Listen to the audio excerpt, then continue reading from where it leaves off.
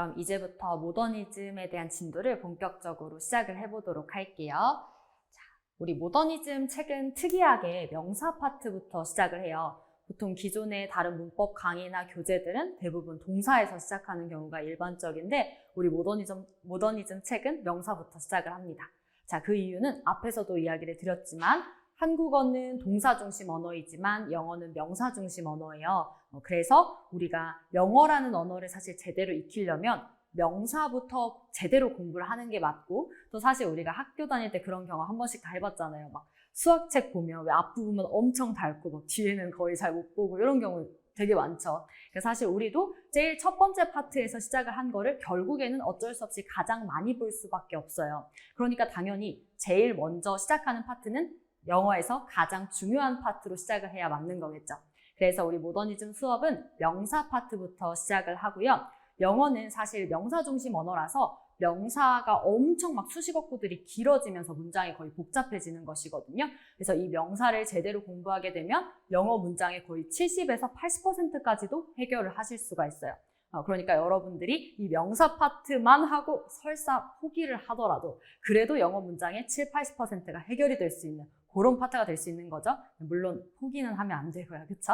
끝까지 우리 잘 갈 거지만 그래도 가장 중요한 명사 파트부터 제대로 차근차근 배워보도록 하겠습니다.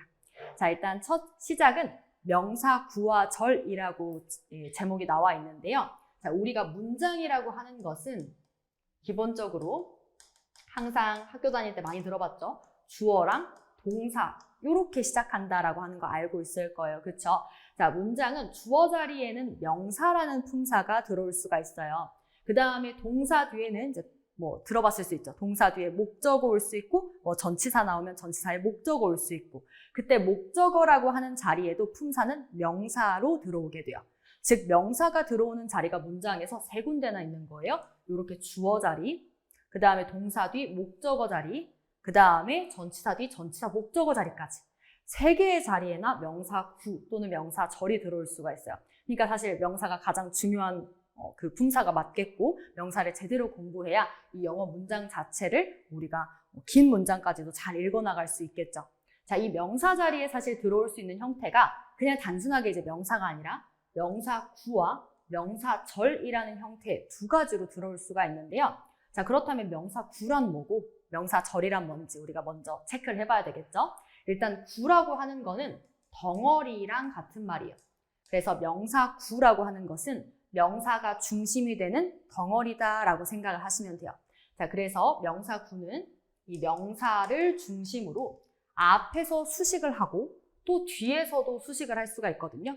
그렇게 됐을 때 막 엄청 앞에서도 길어지고 뒤에서도 길어질 수 있지만 어쨌든 수식받는 최종 품사가 명사인 것. 그 명사가 중심이 되는 덩어리를 명사구라고 합니다. 자, 그렇다면 명사절이란 뭘까? 절이라고 하는 건 앞으로 우리 절이라는 말이 나오면 얘는 문장을 뜻한다라고 생각을 하시면 돼요.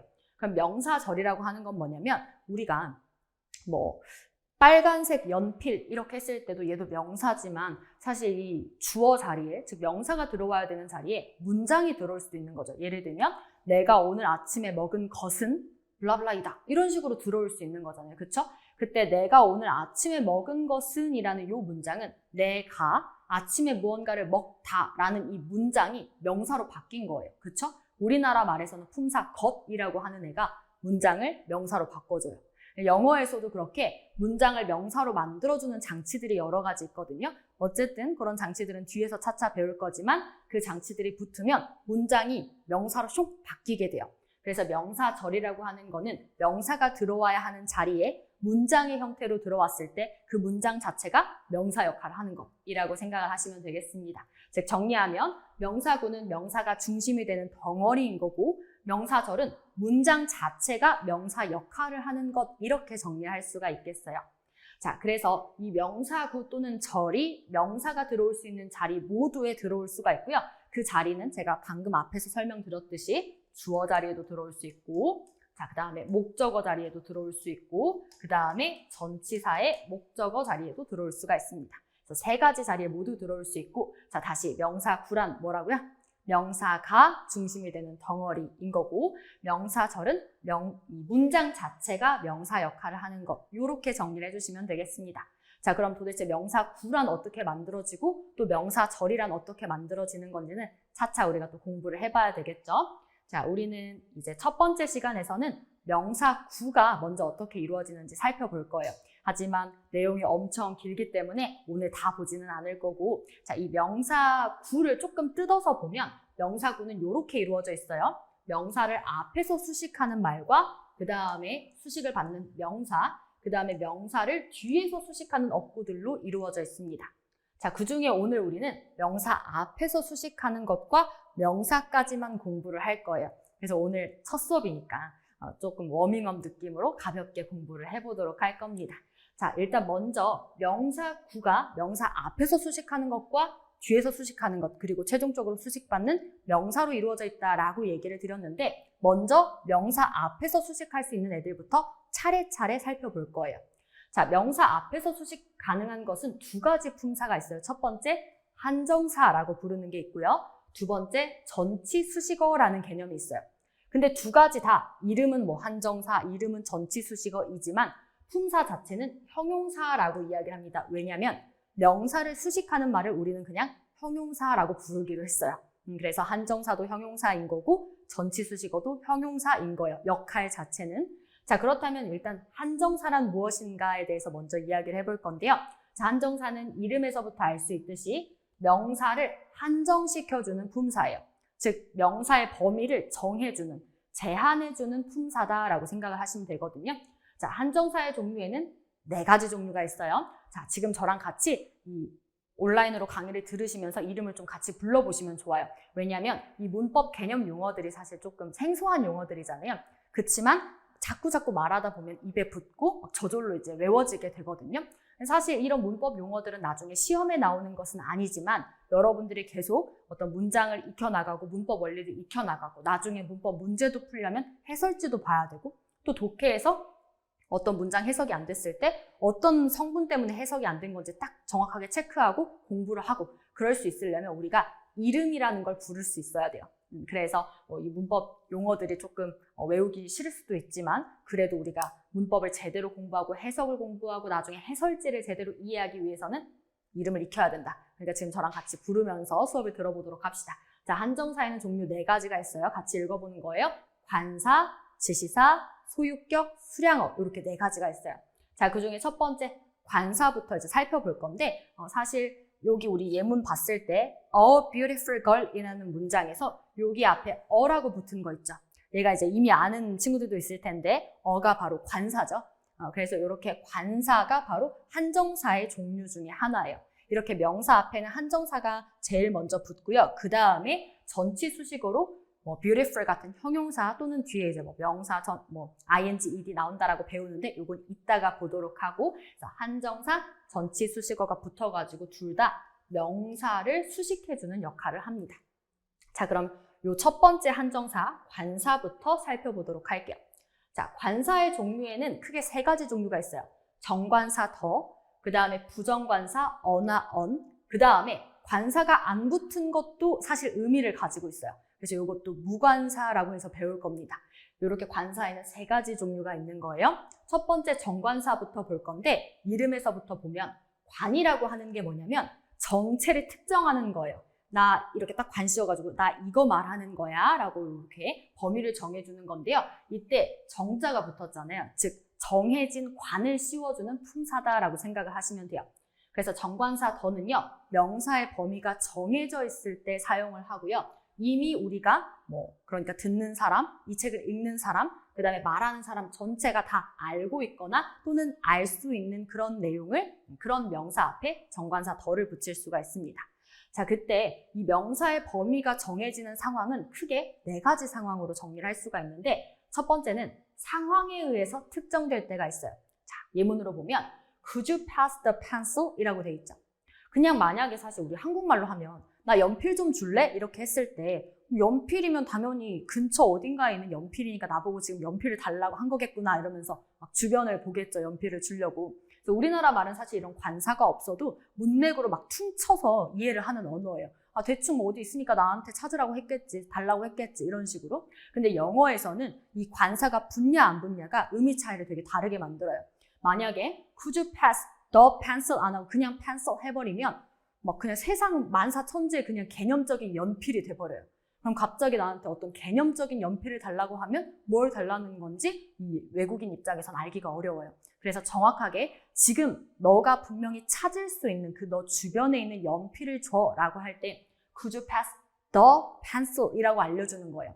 너 지금 이거 찾을 수 있어. 너 주변에 연필 있어. 라고 알려주는 장치인 거죠. 자, 이렇게 상황에 의해서 명사의 정체가 정해질 때 정관사 더를 붙이게 됩니다. 즉, 더가 붙으면 내가 아는 애구나 라고 하는 거예요. 자, 그럼 두 번째 것도 봅시다. 또 앞에 나온 명사에 의해서 특정될 수가 있어요. 자, 지금 보시면 I bought a computer last week 라고 돼 있어요. 나는 지난주에 컴퓨터를 한 대 산 거예요. 근데 사실 이 컴퓨터는 아직 한 번도 얘기한 적 없고 처음 꺼내는 거잖아요. 그래서 정관사 더가 지금 안 붙고 들어왔는데 뒤에 보니까 but the keyboard is broken이에요. 근데 선생님 앞에 키보드도 안 나오지 않았나요? 할 수 있지만 이 키보드는 누구의 키보드예요? 앞에 나온 컴퓨터에 붙어있는 키보드겠죠. 그렇죠? 저 컴퓨터에 연결된 키보드라는 걸 알려주기 위해서 너 이미 이거 아는 키보드야 라고 더 붙여주는 거예요. 그러니까 이때 만약에 더가 안 붙으면 갑자기 앞에 나온 컴퓨터랑 상관없는 키보드가 되면서 당황할 수 있다는 거죠. 그러니까 이렇게 영어는 항상 정확하게 지정해주는 언어예요. 여기서도 보면 나 지난주에 컴퓨터 샀어. 그 컴퓨터의 키보드가 is broken, 고장났어 라는 뜻을 이제 전달을 하는 거죠. 이렇게 앞에 나온 명사에 의해서 범위가 정해질 때 정관사 더를 붙일 수 있습니다. 자, 그 다음 세 번째. 이번에는 명사 앞에서 나오지 않았는데 명사 뒤에 붙는 말에 의해서 범위가 좁혀질 때도 정관사 더를 붙일 수 있어요. 자, 지금 보시면 Little is known about the life of Picasso 라고 되어 있는데 자, 거의 아는 게 이제 없다는 거죠. 뭐에 대해서? The life of Picasso니까 피카소의 삶에 대해서예요. 자, 근데 여기서 원래 life라고 하게 되면 만약에 지금 of 피카소가 아예 안 온 거예요. 그럼 갑자기 Little is known about life 이렇게 해버리면 나는 인생에 대해서 아는 게 없어 라고 이 life가 되게 추상적인 그냥 뭔가 범위를 딱 정할 수 없는 그냥 인생, 삶 그 자체가 돼버리고 굉장히 철학적인 문장이 될 수 있겠죠. 근데 여기서 보면 그 수많은 그냥 추상적인 삶, 인생 이게 아니라 특정하게 피카소의 생애에 대해서 알 수가 없다. 알려져 있지 않다. 이렇게 이야기를 하는 거니까 딱 이 뒤에 붙는 말에 의해서 범위가 정해진 거죠. 그냥 수많은 그냥 추상적인 삶이 아니라 피카소의 생애라고. 자, 이렇게 뒤에 붙는 말에 의해서 범위가 정해질 때도 반드시 더가 붙어야 됩니다. 이렇게 범위가 정해지면 정관사 더가 붙는 거예요. 자, 그래서 마지막 더를 붙임으로써 어떤 의미를 추가할 수도 있냐면 범위가 없던 것에 범위를 만들어줄 수 있고 정체를 특정 지어줄 수가 있어요. 자, 보시면 자, 여기 예문에 The earth is made of earth라고 돼 있는데 분명히 똑같은 earth라는 단어가 들어와 있는데 한 개는 더가 붙어 있고 또 하나는 더가 안 붙어 있죠. 자, 그때 의미가 어떤 차이가 있을까 생각을 해보면 The earth라고 하는 거는 자, earth는 원래 그냥 이렇게 더가 안 붙으면 흙, 대지, 이런 토양 이런 뜻이에요. 근데 더가 붙었다는 건 우리 모두가 다 아는 토양인 거예요. 바로 지구가 되겠죠. 그래서 우리 이 지구에 사는 모든 사람들이 다 아는 흙과 대지와 토양, 바로 그 지구라고 이야기를 해주는 겁니다. 그래서 지구는 is made of earth. 근데 뒤에 earth에는 더가 안 붙었죠. 그러니까 여기서는 그냥 특정되지 않은 일반적이고 그냥 추상적인 흙이라는 개념으로 쓰인 거예요. 따라서 앞에 the earth는 더 때문에 지구라고 해석을 하고 뒤에는 더가 없어서 earth를 흙이라고 해석을 합니다. 그러면 the earth is made of earth는 지구는 흙으로 되어 있다라는 뜻이 되겠죠. 이런 식으로 우리가 의도에 따라, 필자의 의도에 따라 정관사 더를 일부러 붙여가지고 정체를 정해줄 수도 있더라 이런 얘기가 돼요. 자, 그래서 예를 들면 사실 이런 말도 들어봤을 수 있어요. 세상에 하나밖에 없는 것에는 그런 명사 앞에는 정관사 더를 붙인다. 대표적으로 태양 같은 것들 있죠. 자, 그런 것도 사실 생각을 해보면 이런 거예요. 우리가 태양이라고 했을 때 우리나라만 해도 빅뱅의 태양도 있고 또 옆집에 사는 친구 이름이 태양이일 수도 있고 사실 태양이라고 하는 거는 세상에 그 태양이라는 이름을 가진 명사가 좀 많이 있을 수 있어요. 근데 진짜 전 세계를 살아가는 모든 사람들이 절대 모를 수 없는 모두가 다 아는 태양이 바로 뭐예요? 하늘에 떠 있는 태양이죠. 그렇기 때문에 sun 앞에 일부러 더를 붙여서 우리 모두가 다 아는 태양이라고 말을 해주는 거예요. 그래서 그렇게 세상에 유일무이하게 하나밖에 없는 애들 앞에는 더가 붙어가지고 the sun, 우리 모두가 다 아는 그 태양 말하는 거야 라고 알려주는 역할을 합니다. 이게 정관사 더의 역할이에요. 정리가 될까요? 자, 그렇다면 뒤에서 배울 부정관사라고 하는 거는 정관사랑 반대 역할을 하겠죠. 그래서 부정관사는 이름에서도 부정, 정해져 있지 않은 것들에 붙는 관사입니다. 즉 부정관사가 이번에는 붙게 되면 나는 정체가 정해져 있지 않아, 범위가 지정되어 있지 않아 라는 의미를 주게 돼요. 자, 그래서 부정관사는 이제 어나 언을 붙여가지고 나타내게 되는데요. 사실 규칙이 하나 더 있긴 합니다. 문법적으로. 그러니까 범위가 정해지지 않았는데 하나 더 셀 수 있는 단수명사 앞에서만 씁니다. 이거는 문법적인 규칙이니까 기억을 해줘야 되겠죠. 자, 근데 어떨 때 쓰냐? 명사의 범위가 정해져 있지 않을 때 처음 무언가를 소개하거나 처음 분류하고자 할 때 써요. 그러니까 뭔가를 내가 처음 소개한다는 것 자체가 뭐예요? 듣는 사람이 정체를 모르는 거죠. 듣는 사람이 범위를 알 수가 없는 거예요. 그래서 그렇게 처음 뭔가를 소개하고 분류할 때 네가 모르는 건데 내가 알려줄게. 약간 이런 느낌으로 부정관사 어나 언을 붙이는 그런 역할을 하게 됩니다. 자, 그래서 보면 I read a book yesterday라고 하게 되면 지금 듣는 사람이 이 책이 무슨 책인지 아예 정체를 모르는 거예요. 그래서 나는 어제 책 한 권 읽었어 라고 하게 됐을 때 어를 쓰면 지금부터 내가 읽었던 책을 약간 소개하려는 듯한 느낌, 그런 뜻이 됩니다. 근데 제가 만약에 이때 어를 안 쓰고 더를 쓰게 되면 이 듣는 사람이 이미 어떤 책인지 알고 있는 거예요. 그러니까 책에 대해서 사실 더 설명할 필요는 없겠죠. 독해에서도 이런 걸 어떻게 활용할 거냐면 독해에서 어떤 특정한 키워드 앞에 어나 언이 붙어 있으면 처음 소개하는 거니까 보통 필자가 말하고자 하는 키워드가 될 가능성이 높아요. 그래서 부정관사가 붙은 애들은 엄청 주목해서 열심히 볼 거거든요. 나중에 독해에서 제가 이런 설명을 할 때 이해를 하려면 이 부정관사의 개념을 잘 이해하고 계셔야 되겠죠. 자, 그 다음에 처음 무언가를 분류할 때에도 어나 언을 붙일 수 있는데 보시면 Chloe is an English teacher.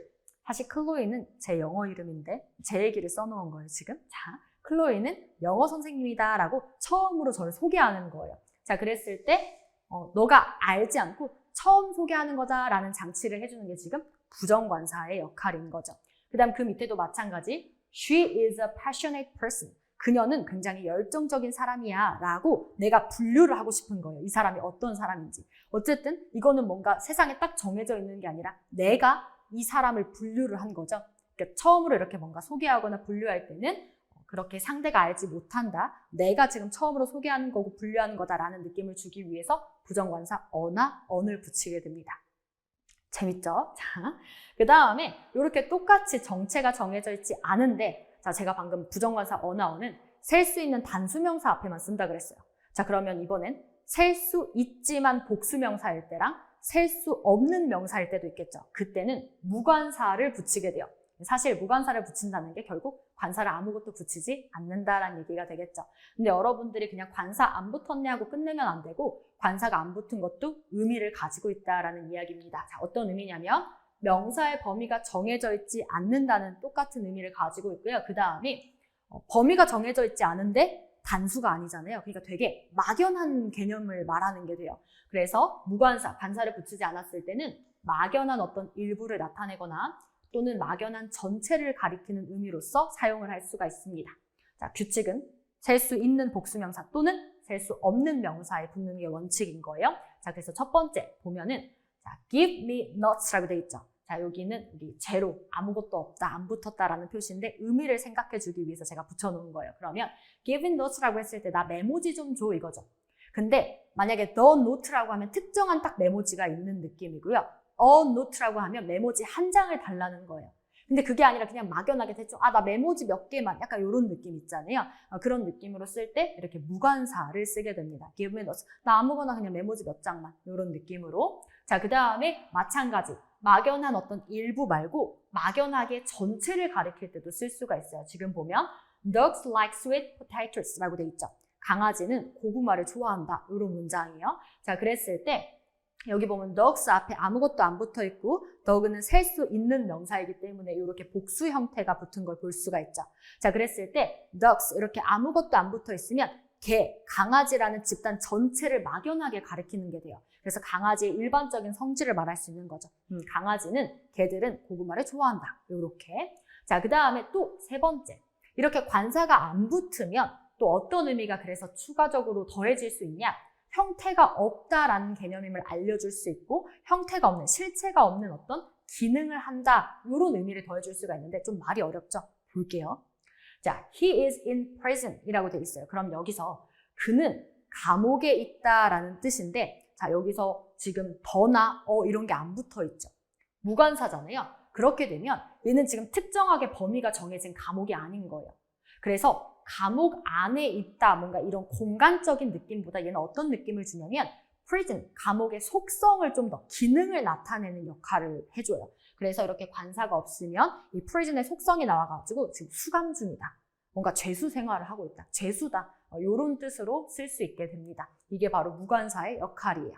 그래서 여기까지 정리를 하면 이렇게 관사만 해도 지금 정관사, 부정관사, 무관사라고 하는 것들이 영어 문장 제일 처음에 시작할 때부터 여러분들한테 어떤 정보를 주고 있는 거예요. 그래서 여기까지 정관사, 부정관사, 무관사가 관사로서 명사의 범위를 이렇게 정해주거나 또는 정해지지 않거나 이런 의미를 더해주게 됩니다. 그래서 이게 첫 번째 한정사예요. 명사의 범위를 정해주는. 자, 그 다음에 이제 두 번째 한정사가 바로 지시사인데, 자, 지시사는 이제 뭘 정해주는 품사냐? 이 명사와의 거리감을 정해주는 품사예요. 그래서 this나 these 같은 거는 이제 지금 단수냐 복수냐 요건데 this나 these는 나랑 가까이 있다라는 걸 알려주는 품사고요. 대시나 those는 저것 이라는 뜻으로서 이 대시나 those를 쓰게 되면 나랑 되게 좀 멀리 떨어져 있다라는 의미를 더해주게 돼요. 자, 이렇게 거리감을 더해주는 게 지시사의 역할입니다. 자, 근데 이 지시사는 뒤에서 지시 대명사로 또 나오거든요. 자, 그때 품사의 차이는 얘네들이 지시사로 썼을 때는 품사가 어쨌든 형용사, 명사를 꾸며주는 거니까 뒤에 명사가 붙어 있으면 이러한 뭐뭐, 저 뭐뭐 이렇게 해석을 하시면 되는 거고요. 명사 자리에 뒤에 this 혼자 나오거나 that 혼자 나오고 이러면 지시 대명사라는 애로 쓰인 거예요. 걔는 뒤에서 다시 보도록 합시다. 자, 그 다음에 세 번째 한정사는 소유격이라는 게 있는데 얘는 뭘 정해주는 거예요?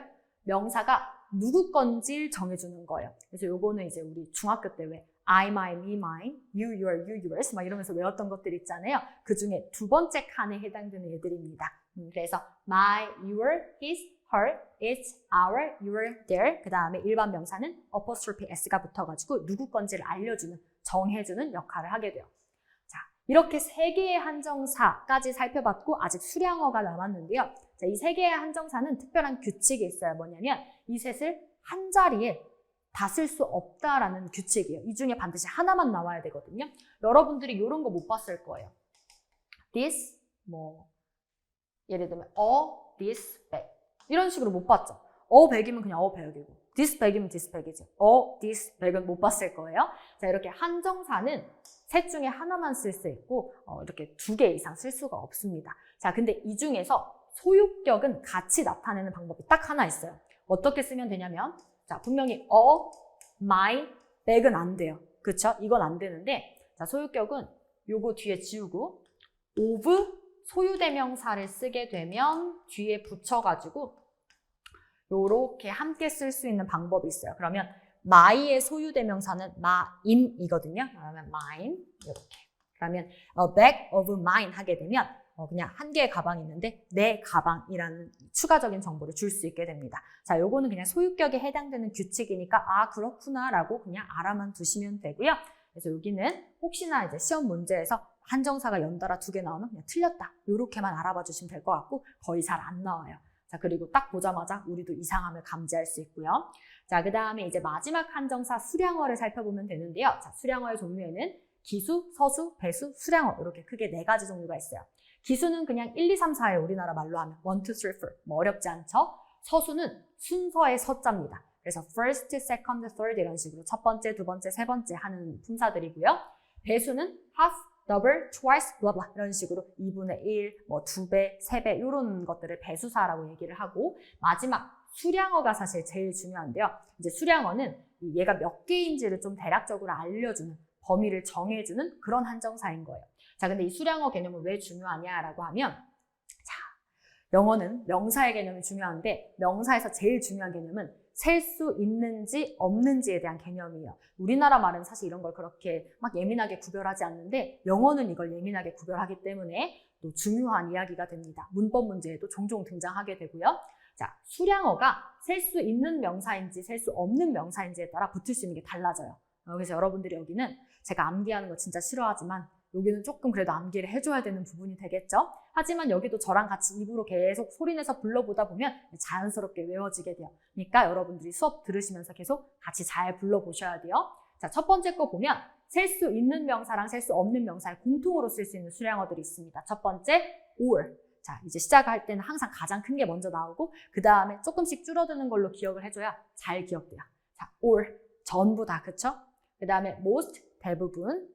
a lot of 또는 lots of, plenty of, 많은, 그 다음에 좀 더 줄어서 some, any까지 해가지고 얘네들은 셀 수 있든지 없든지 간에 다 붙을 수 있어요. 대신에 규칙이 셀 수 있는 명사는 당연히 지금 이거 최소 2개 이상이잖아요. 그러니까 당연히 뒤에 복수 명사로 붙어야 되고요. 셀 수 있는 명사는. 그 다음에 셀 수 없는 명사는 아무리 수량을 이렇게 많이 잡아도 어쨌든 셀 수가 없기 때문에 단수 명사로 뒤에 와야 됩니다. 이런 것들은 문법적인 규칙인데 다음 GQ 수업에서도 더 자세하게 다루긴 할 거예요. 자, 그 다음 두 번째. 이번엔 셀 수 있는 명사인지 또는 셀 수 없는 명사인지에 따라 달라지는 수량어입니다. 자, 첫 번째, 셀 수 있는 명사 앞에서만 쓸 수 있는 수량어들이 바로 얘네들인데요. 자, a great number of 하게 되면 많은이라는 뜻이에요. 근데 여기 붙어있는 여러분 넘버 자체가 숫자니까 당연히 셀 수 있는 애들한테만 쓸 수 있겠죠. A great number of 많은, 그 다음 a number of 많은, many, 많은, several, 몇 개의, 그 다음에 a few, few. a few는 약간 있는 건데 few면 진짜 거의 없는이 돼서 이 독해할 때는 거의 부정어로 잘 쓰이는 그런 수량어입니다. 여기는 참고적으로 체크해 두시고 그 다음에 얘네들의 짝꿍들이 있어요. 자, 그대로 셀 수 없는 명사 앞에선 이 수량어들을 어떻게 써야 되냐? a great number of가 아니라 a great deal of 라고 써야 됩니다. deal은 어떤 양적인 걸 이야기를 해서 얘가 이제 셀 수 없다라는 개념을 나타내주고 셀 수 없는 명사 앞에서 쓸 수 있는 거죠. 그 다음에 many의 짝꿍 much라고 써야 되고요. 그 다음에 a few의 짝꿍 a little 또는 little로 써야 돼요. 이때 a little은 똑같이 약간의, 근데 little는 거의 없는 이라는 뜻이라서 부정어로 거의 해석이 됩니다. 그래서 여기 얘네들 조금 기억해 주셔야 되겠고요. 자, 그 다음 마지막으로 셀 수 있는 명사에만 단독으로 쓰이는 수량어입니다. 이렇게 세트가 아니라 얘네들한테만 쓰는 거. 바로 every, each, either, neither, both가 되는데요. 자, 이 중에 특히 이 every, each, either, neither 얘네들 있죠. 얘네들 같은 경우에는 조금 특이한 규칙을 가지고 있어요. 뭐냐면 방금 분명히 셀 수 있는 명사면 뒤에 명사가 왔을 때 최소 2개 이상이니까 수량어가 붙은 거잖아요. 그러니까 당연히 복수명사의 형태로 써야 돼요. 즉 복수명사라는 거는 명사 뒤에 s나 es를 붙여가지고 복수 형태로 써야 된다 이 말이에요. 그런데 every랑 each랑 either, neither은 뒤에 단수명사의 형태로 옵니다. 자, 그럼 왜 그러냐라고 해보면 자, 일단 every가 모든이죠. all이랑 똑같이. 자, 근데 all은 뒤에 셀 수 있는 명사면 반드시 복수명사가 와야 돼요. 근데 every는 단수명사가 와야 돼요. 자, every는 어떤 개념이냐면 all이라고 하는 거는 여기 있는 학생들을 다 이야기를 했을 때 이 학생들을 다 이렇게 싸잡는 느낌을 all이라고 한다면 every는 똑같이 모두이긴 하지만 모두의 각각을 이야기하는 느낌이에요. 그러니까 every는 여기 전체긴 한데 이 모든 각각의 학생들이라는 그런 뜻을 가지고 있는 게 every입니다. 따라서 every는 이 다수고 되게 많은 이 모든 전체 학생들을 가리키는 거긴 하지만 각각을 세는 개념이라서 뒤에 단수명사를 쓰게 되고요. 그래서 동사 역시 뒤에 단수 동사로 숫자를 맞춰줘야 돼요. 되게 특이한 규칙을 가지고 있는 거죠. 마찬가지 each나 either, neither도 각각의 세는 개념이기 때문에 뒤에 단수 명사가 오게 되고 단수 동사로 똑같이 맞춰줘야 돼요. 자, 요거에 대한 얘기는 사실 조금 더 문법적인 얘기인 거고 해석상에서 사실 그렇게 중요한 개념은 아니라서 우리 GQ 문법 시간에 얘네들은 조금 더 문제와 함께 만나볼 수 있도록 할게요. 그래서 이렇게 일단 수량어들은 입에 착착 달라붙을 수 있게 말로 소리내면서 복습 좀 많이 해주시면 좋을 것 같고요. 이렇게 셀 수 있냐 없냐라는 규칙에 따라 여러 가지 수량어들이 있더라. 그래서 여기까지 정리하면 한정사 파트가 다 정리가 됐습니다. 자, 그러면 바로 배운 거 정리를 하고 마무리를 해볼게요. 자, 명사는 다시 뭘로 이루어져 있다? 우리가 지금 배운 걸로만 정리를 하면 명사구에 대해서 배우고 있죠? 자, 명사구는 제일 앞에 한정사가 붙어가지고 명사의 어떤 범위, 정체를 좀 정해주는, 한정해주는 그런 품사들이 있다라고 배웠고요. 아직 안 배웠지만 바로 다음 파트에서 전치수식어를 공부를 할 겁니다. 전치수식어는 그냥 이름 그대로 앞에 위치한 수식어란 뜻이에요. 그래서 앞에 뭔가의 수식어가 붙을 수 있고 그 다음에 뒤에 명사가 오고 그 다음에 명사 뒤에서 수식하는 것들이 오는데 요거는 다음 시간에 배울 거예요.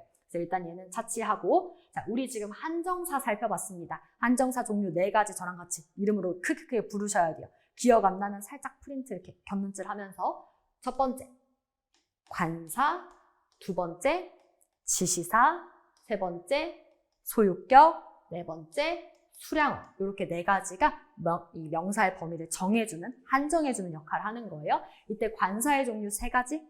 첫 번째 정관사 더, 그 다음에 부정관사 어나 언, 그 다음에 무관사 이렇게 3가지 있는 거고 지시사의 종류는 this, that, these, those까지 있는 거죠.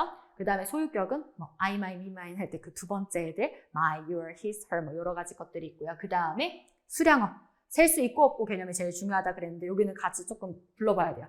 셀 수 있고 없고 둘 다 쓸 수 있는 거 or, most, a lot of, lots of, plenty of, some, any. 쉽지 않죠 아직. 그래도 계속 소리내서 불러보면서 그 다음에 셀 수 있는 거에만 또 쓰이는 수량어. 첫 번째 a great number of, 그 다음에 many, a great number of, a number of, 그 다음에 many, several, a few, few까지. 그 다음에 얘네 세트 그대로 셀 수 없는 거에 쓸 수 있는 거 a great deal of, many의 짝꿍 much, 그 다음에 a few, few의 짝꿍 a little, little까지 이렇게 정리해 주셔야 되고 그 다음에 셀 수 있는 명사에 단독으로 쓰이는 수량어 있었어요. 이 세트들 말고 첫 번째 every, each, either, neither, both까지 여기까지 이렇게 계속 소리내서 지금은 우리 처음 개념 용어들 익히는 거니까 계속해서 자주 불러줍시다.